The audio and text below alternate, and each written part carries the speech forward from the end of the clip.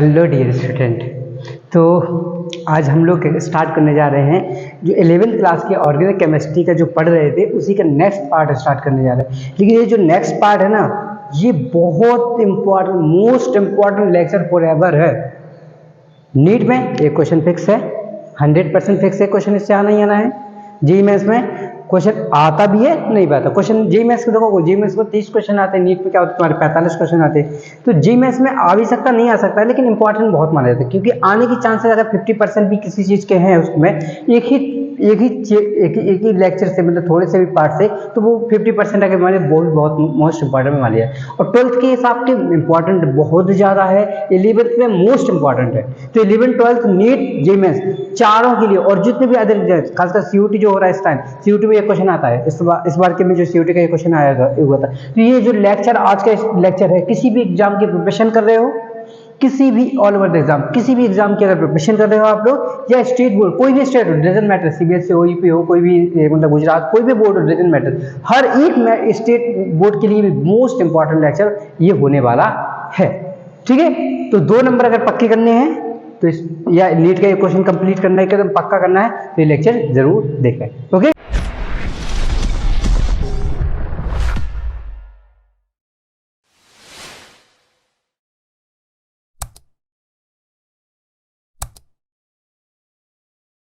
Okay. तो हम लोग पढ़ने जा रहे हैं क्लासिफिकेशन ऑफ ऑर्गेनिक कंपाउंड। तो क्लासिफिकेशन लिख देते हैं।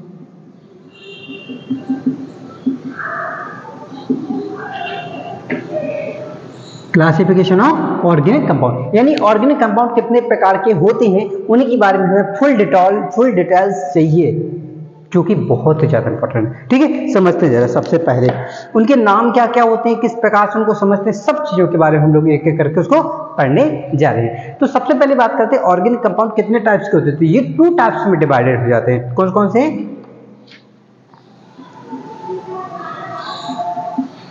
ये चार्ट जो बना रहा हूँ यही बहुत इंपॉर्टेंट है। ये सारी चीजें जितनी बोल रहा हूँ, ये जो हमारे ऑर्गेनिक कंपाउंड होते हैं 2 टाइप्स में डिवाइडेड हो जाते हैं। जो सबसे पहला पार्ट इसका है वो होता है हमारा एलिफेटिक हाइड्रोकार्बन। साथ में इसका दूसरा नाम और होता है, जिसे कहते हैं हम लोग ओपन चेन कंपाउंड। क्या कहते हैं इसे? Open chain compound. सबको समझेंगे, ये करके परेशान ना हो। और इसका एक नाम हो रहा था एसाइक्लिक। क्या नाम होता है इसका? एसाइक्लिक कंपाउंड भी इसे कहते हैं। अब दूसरा जो ये होता है, ये होता है हमारा, देखो ये एलिफेटिक है, ये ओपन चेन, इसको कहते हैं क्लोज चेन। कैसे कहते हैं इसको? क्लोज चेन कंपाउंड कहते हैं। इसको असाइक्लिक कहते हैं, और इसको क्या कहते हैं हम लोग? साइक्लिक कंपाउंड भी कहते हैं। इसे क्या कहते हैं हम लोग? साइक्लिक कंपाउंड भी कहते हैं, और रिंग कंपाउंड भी कहते हैं। इसे क्या कहते हैं साथ में? रिंग कंपाउंड भी कहते हैं। तो यानी कि जो हमारे ऑर्गेनिक कंपाउंड होता है 2 टाइप्स में डिवाइडेड है, एलिफेटिक, ओपन चेन कंपाउंड, या फिर एसाइक्लिक कंपाउंड कहलाते हैं। और जो हमारे ये जो सेकंड पार्ट है वो क्लोज चेन या फिर रिंग कंपाउंड या फिर साइक्लिक कंपाउंड में कहलाते हैं। अब देखो ओपन चेन का मतलब समझते हैं। इसका एलिफेटिक यानी ओपन चेन मतलब एलिसाइक्लिक कंपाउंड जो होते हैं, इसका मतलब होता है ऐसे कंपाउंड जो कार्बन के साथ में तो जुड़े हुए हों, लेकिन एक स्ट्रेट चेन में। कैसे? एक सीधी चेन में, किसी में इसमें कोई रिंग वगैरह यानी कोई क्लोज ग्रुप का फॉर्मेशन बंध नहीं हो रही। ऐसा नहीं है कि इसमें कोई ऐसा कंपाउंड आ जाए, यानी कि कार्बन तुम्हारे इस प्रकार से जुड़े हुए हो, तो इस प्रकार का कोई भी कंपाउंड नहीं आएगा, क्योंकि ओपन चेन कंपाउंड इसमें लिखा हुआ है। ठीक है ना। दूसरा देखो, चाहे असाइक्लिक का मतलब जो साइकिल ना हो, साइकिल मतलब जो रिंग में ना हो, जो क्लोज में ना हो, उसे कहते हैं असाइक्लिक। तो aliphatic, open chain compound, acyclic का मतलब ये होता है। और यहाँ पे क्या है? क्लोज कंपाउंड कैसा होना चाहिए? क्लोज होना चाहिए, चाहे वो जिस तरीके हो, चाहे वो तुम्हारे इस प्रकार का हो, ठीक है, चाहे वो इस तरीके का हो तुम्हारा। ये सब जो एटम ये कॉर्नर में बना रहा हूं, ये हम लोगों ने कल पढ़ा था, लास्ट लेक्चर में पढ़ा था। इसे कहते हैं हम लोग कौन? बॉन्ड लाइन स्ट्रक्चर कहते हैं, और इनमें कार्बन लगा हुआ होता है, चाहे हमारे 5 वाला हो और चाहे इसमें हम लोग बेंजीन ही क्यों ना बना दें। ये सब किसके अंतर्गत आते हैं? हमारे ये क्लोज चेन कार्बन कंपाउंड के अंतर्गत आएंगे। जो क्या हो? हमारा चारों तरफ से कार्बन से बंद हो, उसे कहते हैं क्लोज या रिंग या फिर साइक्लिक कंपाउंड, क्योंकि साइकिल क्लोज है ना, तो उसी को क्या कहते हैं हम लोग, साइक्लिक कंपाउंड कहते हैं। लेकिन बात करते हैं इसकी एलिफेटिक, तो जो एलिफेटिक हाइड्रोकार्बन होते हैं ये 2 टाइप्स में डिवाइडेड हो जाते हैं। जो एलिफेटिक हाइड्रोकार्बन होते हैं हमारे, ये हमारे कौन से, ओपन खुली श्रृंखला वाले जो यौगिक होते हैं, ये हमारे 2 भाग में विभाजित हो जाते हैं, जिसे कहते हैं संतृप्त हाइड्रोकार्बन और असंतृप्त हाइड्रोकार्बन के नाम से जाना जाता है। ठीक है, तो ये भी हमारे कितने पार्ट में डिवाइड होगा, फिर से 2 पार्ट में। पहले को सैचुरेटेड, इसको अनसैचुरेटेड, इसे कहते हैं हम लोग संतृप्त हाइड्रोकार्बन, और इसे कहते हैं असंतृप्त।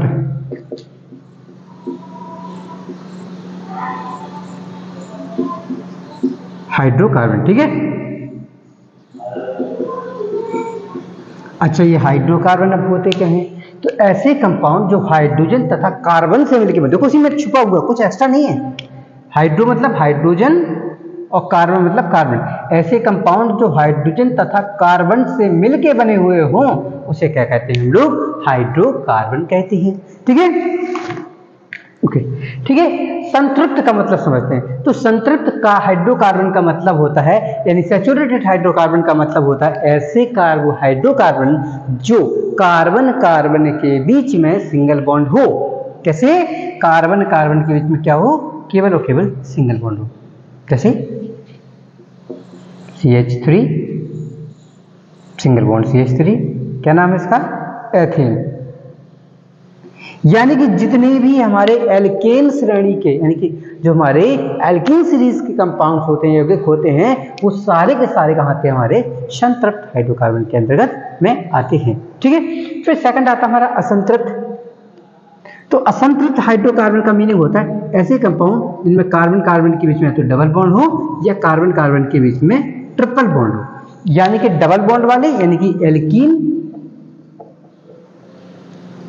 और एल्काइन।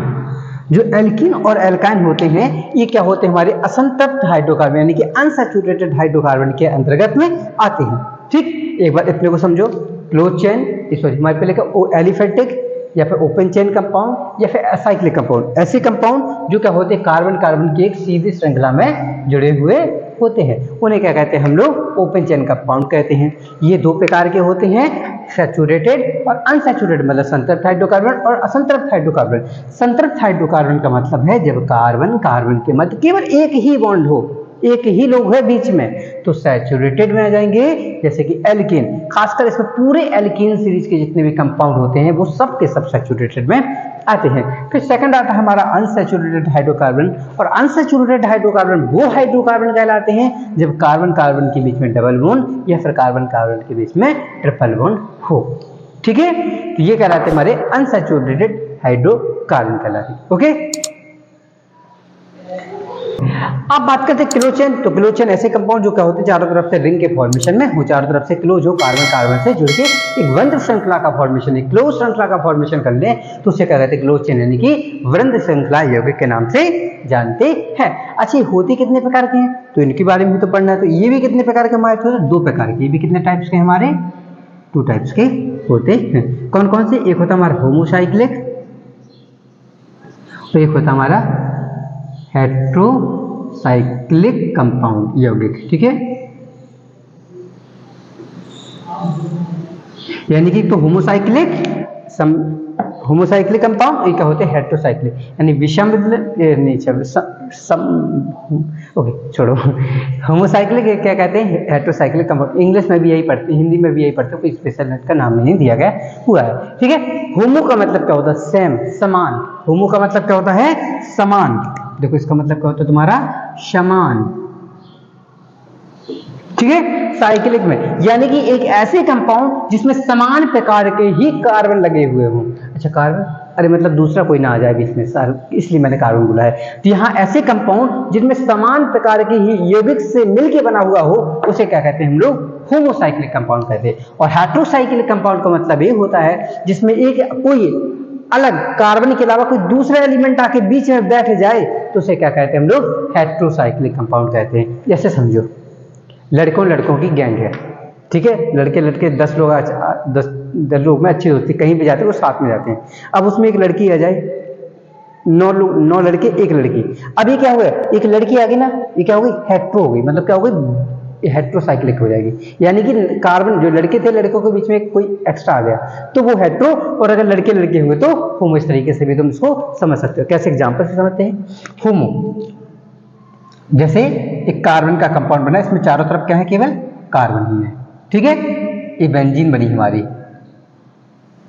बेंजीन में क्या होते हैं, चारों तरफ क्या होते हैं, हमारे सारे के सारे क्या होते हैं, कार्बन होते हैं, 3 कार्बन बना सकते हैं, ये बना हमारा, ठीक है। तो ये क्या होते हैं, हमारे होमोसाइक्लिक कंपाउंड कहलाते हैं। ऐसे कंपाउंड जो केवल कार्बन कार्बन की चेन से मिलकर बने हुए हों उन्हें क्या कहते हैं, होमोसाइक्लिक कंपाउंड कहते हैं। और हेट्रोसाइक्लिक कंपाउंड ऐसे कंपाउंड कहलाते हैं जिनमें कार्बन के अलावा उनमें कोई बीच कंपाउंड आ जाए, ठीक है, तो उसे क्या कहते हैं हम लोग, हेट्रोसाइक्लिक कंपाउंड कहते हैं। जैसे एग्जांपल समझिए जरा,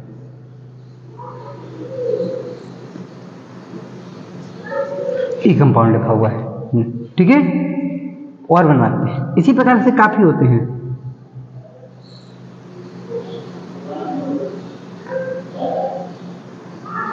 ये हो तुम्हारा,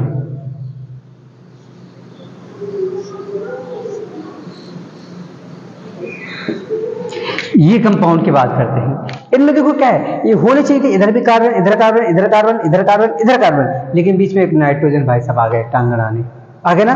तो ये जो एक एक्स्ट्रा ऑक्सीजन, नाइट्रोजन, सल्फर, ठीक है, अगर ये एलिमेंट आ जाते हैं बीच में कार्बन की जगह पर, तो ऐसे कंपाउंड कहलाते हैं हमारे हेट्रोसाइक्लिक कंपाउंड कहलाते हैं। तो ऐसे कंपाउंड क्या कहलाते हैं हमारे, हेट्रोसाइक्लिक कंपाउंड। वो कंपाउंड कहलाते हैं जिनमें कार्बन की जगह पे कोई हमारा हेट्रो यानी विषम यौगिक अगर आ जाता है, विषम तत्व आ जाता है, तो उसे क्या कहते हैं हम लोग, हेट्रोसाइक्लिक कंपाउंड्स कहते हैं, ठीक है।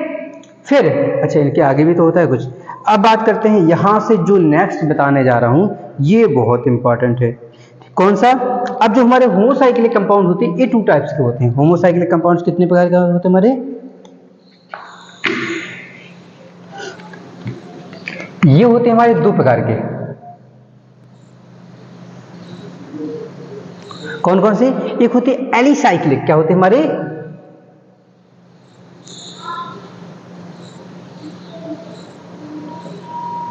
एलिसाइक्लिक, और एक होते हैं हमारे जो होते दूसरे होते हैं वो होते हैं हमारे एरोमेटिक। क्या होते हैं हमारे, एरोमेटिक। तो अब ये एलिसाइक्लिक क्या होता है और एरोमेटिक क्या होता है, समझते हैं, इनको भी डिटेल में समझते हैं जरा। एलिसाइक्लिक का मतलब ऐसा कंपाउंड जो केवल क्लोज हो, कार्बन कार्बन से ही बने हुए हों, वो सारे कंपाउंड कहलाएंगे एलिसाइक्लिक, जिसमें डबल बॉन्ड ना आए, और आए तो एक ही आए, एक ही 2 आए, जो एरोमेटिक कंपाउंड की कोई भी कंडीशन फॉलो ना करे। तो ऐसे कंपाउंड जो क्या हो, कार्बन कार्बन से तो बने हुए हों लेकिन सिंगल बॉन्डेड बने हुए हैं, कुछ इस प्रकार से।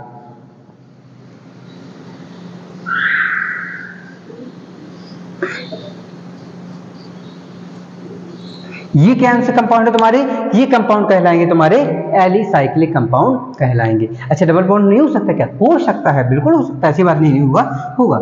जैसे मान लो ये बना है हमारा, ठीक है, ये डबल बॉन्ड लगा दिया, अब ये क्या है, ये एलिसाइक्लिक कंपाउंड है।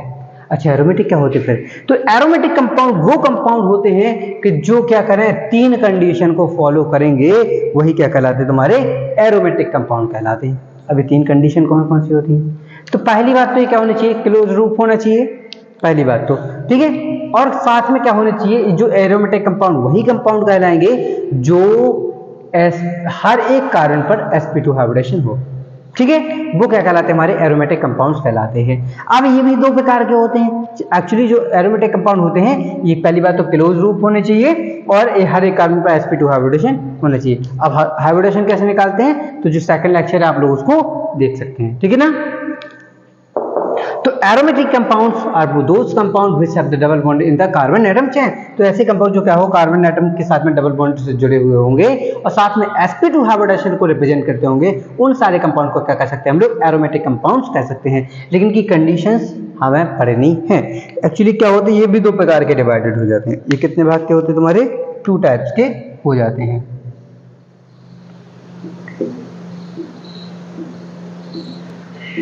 एक तो तुम्हारे बेंजीन भाई सब हो गए तुम्हारे, ठीक है, बेंजोनाइड कहते हैं, एक नॉन बेंजीन हमारे क्या होते हैं, नॉन बेंजीन।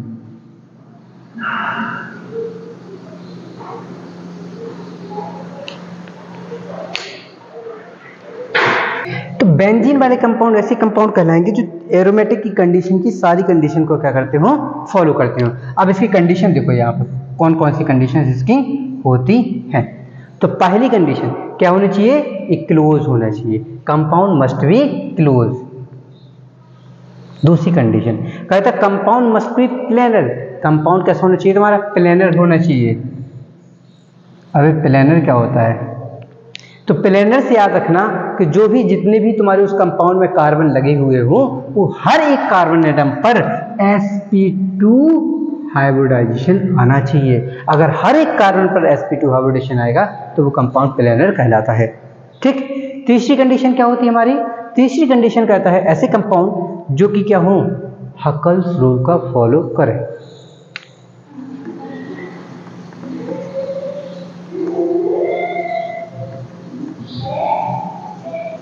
जो क्या करते हो, हकल्स रूल को फॉलो करते हो, वो सारे कंपाउंड कहाँ आते हैं, बेंजीन में आते हैं हमारे। ठीक है, ओके। तो बेंजीन जो बेंजोनाइड कंपाउंड होता है वो क्या क्या कंडीशन रखते हैं, तो कंडीशन पहली बात कंपाउंड मस्ट बी साइक्लिक होनी चाहिए, इस प्रकार से साइक्लिक होनी चाहिए तुम्हारी।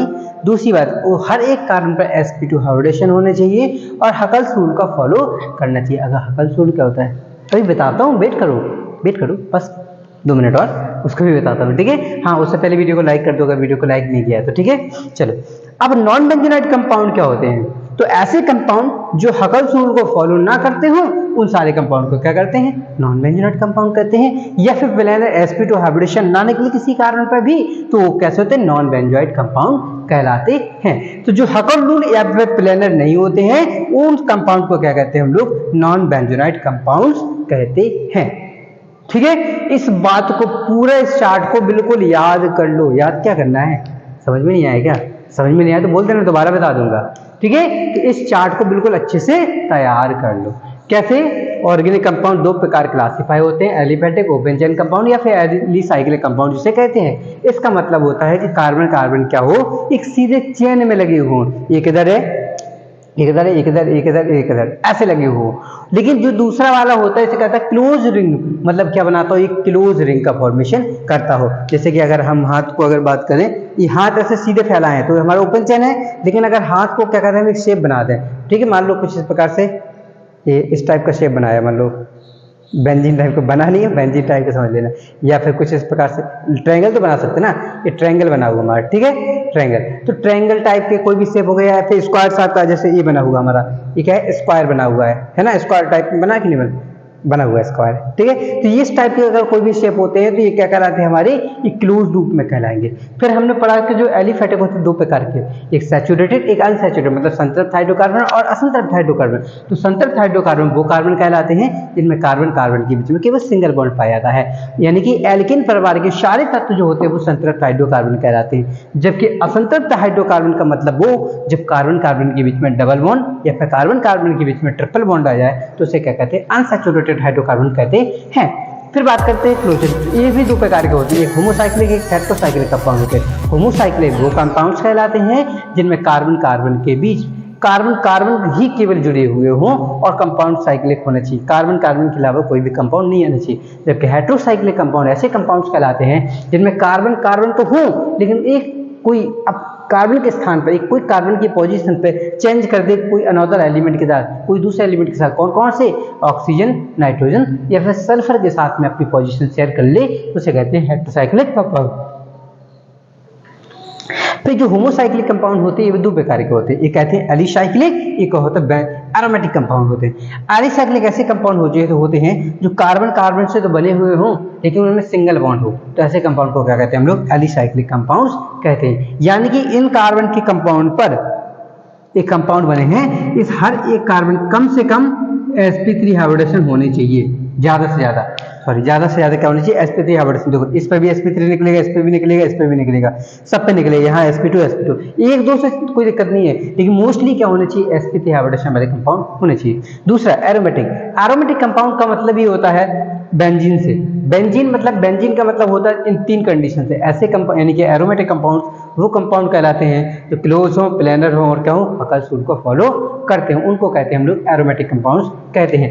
एक्चुअली एरोमेटिक कंपाउंड 2 टाइप्स में डिवाइडेड हो जाते हैं, कुछ नहीं भी फॉलो करते, इसलिए क्या बेंजीन वाले कंपाउंड जो होते हैं वो क्लोज होंगे, प्लेनर होंगे और हकल्स रूल का फॉलो करते होंगे, और नॉन बेंजोनाइट कंपाउंड वो कंपाउंड्स कहलाते हैं जो हकल्स रूल का फॉलो नहीं करते हैं। समझते हैं कैसे नहीं करते, ठीक है, जरा देखो इनको। अगर किसी भी प्रिपरेशन, किसी भी स्टेट बोर्ड में हो, कोई भी स्टूडेंट हो, चाहे नीट की प्रिपरेशन कर रहे हो, जीएमएस की, सीओटी किसी भी एग्जाम की तैयारी कर रहे हो, ये ऑर्गेनिक केमिस्ट्री जहां पढ़ रहे हो ना, ये पहले पेज पे इसको बना लेना, सबसे पहले पेज पे इसको बना लेना। ये बहुत मोस्ट इंपॉर्टेंट चार्ट है तुम्हारा। इसको ऑर्गेनिक केमिस्ट्री की जब एक कॉपी बना रहे हो ना अलग से, इसको पहले चैप्टर में, चाहे तुम 11th में हो, चाहे वो 12th में हो, तुम किसी भी क्लास में, चाहे नीट की तैयारी करो, चाहे जेएमएस की तैयारी करो, चाहे सीयूटी की तैयारी करो, चाहे किसी की तैयारी, इसको पहले पेज पे तुम्हारा होना चाहिए अगर ऑर्गेनिक सीखना है तो। इसीलिए मैंने कल बोला था ना, सबसे मोस्ट इंपॉर्टेंट टॉपिक तुम्हारा, ठीक है। ओके, देखो बात करते हैं हम लोग हकल्स रूल क्या होता है। सबसे पहले बात, अच्छा बेंजीन वाले की कंडीशन समझ लेते हैं, उससे सारी चीजें क्लियर हो जाएंगी, ठीक है। तो बेंजीन वाली, बेंजोनाइट की जो कंडीशन थी वो पहली क्या थी कंडीशन थी, कंपाउंड मस्ट बी साइक्लिक। तो साइक्लिक का मतलब क्या हो, जो क्या हमारा क्लोज हो, ठीक है। Compound must be planar. तो बेंजीन को अगर मैं बनाऊं तो कुछ इस प्रकार से बनी होती बेंजीन हमारी, बनी होती ना। और बेंजीन के जो हर एक कार्बन एटम होते हैं, यहाँ पे जो कार्बन होते हैं सब पे एक हाइड्रोजन लगा हुआ होता है। जिस दिन मैंने हाइब्रिडेशन वाली क्लास ली थी उसमें मैंने इसके हर एक कार्बन पर हाइब्रिडेशन निकाल के दिखाया भी हुआ है। अगर आप लोगों ने नहीं देखा है तो उस क्लास में जाके आप लोग चेक कर सकते हो। हम लेकिन अभी भी इसको एक एग्जांपल से समझ लेते हैं, ठीक है। एक कार्बन पे, इस कार्बन की बात करते हैं। देखो इसमें कितने सिग्मा बॉन्ड है, एक ऊपर हाइड्रोजन से सिग्मा बॉन्ड, इधर कार्बन से जुड़ा हुआ सिंगल बॉन्ड से, एक इधर कार्बन के सिंगल बॉन्ड से, और फिर डबल बॉन्ड। तो डबल बॉन्ड में तो पाई बॉन्ड होता है, ठीक है, एक सिग्मा एक पाई होता है। तो इस कार्बन की बात करूं तो कितने सिग्मा, 3 सिग्मा बॉन्ड। इस कार्बन पे कितने सिग्मा है हमारे, 3 सिग्मा बॉन्ड। और 3 सिग्मा का मतलब क्या होता है, sp2 हाइब्रिडाइजेशन। इसी प्रकार क्या है, बेंजीन के सारे कार्बन में चेक करोगे तो हर एक कार्बन पर बेंजीन के sp2 हाइब्रिडेशन ही आएगा, ठीक है ना। जब बेंजीन के कार्बन पर, हर एक कार्बन पर sp2 हाइब्रिडेशन आ रहा है, इसका मतलब ये होता है ये कंपाउंड तुम्हारा कैसा है, ज्यामिति में प्लेनर होता है। ज्यामिति यानी कि क्या होता है, स्ट्रक्चर में क्या होता है, प्लेनर इन शेप होता है, ठीक है। ये क्या होता है, प्लेनर इन शेप यानी कि ज्यामिति में प्लेनर होता है, ठीक है, समतली होता है, एक प्रकार से कह सकते हो। तीसरी बात कर रही थी, हकल्स रूल की बात करते हैं। हकल्स रूल कहता है कि कंपाउंड के पास 4n+2 इलेक्ट्रॉन्स होने चाहिए। हकल्स रूल क्या कहता है, compound has must follow 4n+2 electron. Compound किसी भी यौगिक के पास में 4n+2 इलेक्ट्रॉन अगर होते हैं तो हकल्स रूल को फॉलो करता है। अब n इक्वल टू ये क्या है, n पाई इलेक्ट्रॉन, अच्छा पाई, इस पाई बॉन्ड तो बना हुआ ना, इधर क्या पढ़े थे हम लोग, ये single bond sigma, double bond pi. अच्छा बॉन्ड कैसे बन जाते हैं, बॉन्ड अकेले बन जाते हैं क्या, मैं अपने आप में बॉन्ड बना सकता हूँ क्या, नहीं बना सकता हूँ। बॉन्ड कैसे बनते हैं, जब कोई एक दोस्त हो, कोई दूसरा एलिमेंट हमें जुड़ सके तभी तो बॉन्ड बनेगा ना। जब कोई दूसरा सोर्स यानी कि हमसे जुड़ सके तो उनके बीच में क्या होता है, हमारा बॉन्ड होता है। कहते हैं ना इनके बीच का रिलेशन बहुत अच्छा है ना, उनकी रिश्तेदारी, उनकी दोस्ती बहुत गहरी। अकेले में थोड़ी ना दोस्ती करते हैं, दोस्ती करने के लिए एक दोस्त होना चाहिए। तो जो दोस्त होती है ना, दोस्त का मतलब बॉन्ड। तो बॉन्ड जब बनते हैं तो 2 लोगों के बीच बनते हैं, यानी कि 2 इलेक्ट्रॉन के मध्य, केमिस्ट्री में क्या बोलेंगे, 2 इलेक्ट्रॉन के बीच में बनने वाले बॉन्ड को क्या कहते हैं, बॉन्ड कहते हैं। अच्छा ऐसी बात थी, तो सिग्मा पे भी तो 2 लोगों से बना होगा, पाई भी 2 लोग से, यानी कि एक बॉन्ड में, एक पाई बॉन्ड में कितने इलेक्ट्रॉन होते हैं, 2। एक पाई इलेक्ट्रॉन, देखो ये बना ना पाई बॉन्ड, और पाई बॉन्ड कितने लोगों से मिलकर बना, 2 लोगों से, 1 2। तो एक पाई बॉन्ड में कितने डबल बॉन्ड, एक कितने इलेक्ट्रॉन, 2। अच्छा बेंजीन के पास कितने पाई बॉन्ड है, देखो जरा कितने डबल बॉन्ड है, 1 2 3, मतलब 6 पाई इलेक्ट्रॉन रखता है बेंजीन। कितने पाई इलेक्ट्रॉन है इसके पास में, 6 पाई इलेक्ट्रॉन है। अच्छा हम इसमें n बराबर 0 रख के देखें जरा, क्या n का मान 0 रखो, रखें जरा 0। तो देखो n बराबर 0 रखे तो 4 × 0 + 2 और पाई इलेक्ट्रॉन। तो 4 का अगर मल्टीप्लाई 0 में करते हो तो 0 और 2, तो कितने इसमें टोटल आ रहे हैं, 2 पाई इलेक्ट्रॉन। यानी कि जिस कंपाउंड के पास 2 पाई इलेक्ट्रॉन आ रहे हो वो हमारा एरोमेटिक हो सकता है। अच्छा n = 1 रखें जरा, तो कितना होगा, रखते हैं n बराबर 1 रखा तो देखो कितना हो जाएगा, 4 × 1 + 2 पाई इलेक्ट्रॉन। 4 एकम 4 यानी 4 प्लस 2 यानी कितने निकला है तुम्हारे 6 पाई इलेक्ट्रॉन्स इसमें निकला, 6 पाई इलेक्ट्रॉन की वैल्यू निकला। अच्छा बेंजीन में भी तो 6 पाई थे, यानी ये तो एरोमेटिक निकल आया है, ये तो एरोमेटिक है यानी कि, तो इसलिए कहते हैं बेंजीन को एरोमेटिक कंपाउंड कहते हैं। अच्छा फिर नॉन एरोमेटिक क्या होगा, ये कंपाउंड उसको भी बना के देख लेते हैं जरा, ठीक है। देखो जरा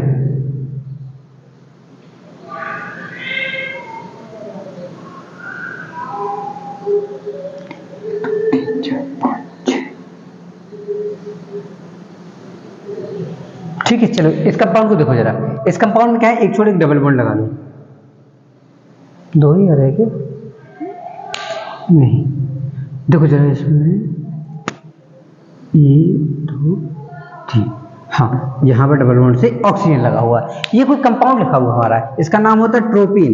क्या नाम होता है इसका, ट्रोपिन इसका नाम होता है। अच्छा देखें जरा इसके हर कार्बन की अगर बात करते हैं तो चलो चेक करते हैं जरा, 1 2 3 4 5 6 7 कार्बन है, क्लोज है। पहली बात तो कंडीशन फॉलो कर रहा है, दूसरी कंडीशन क्या थी, 4 है।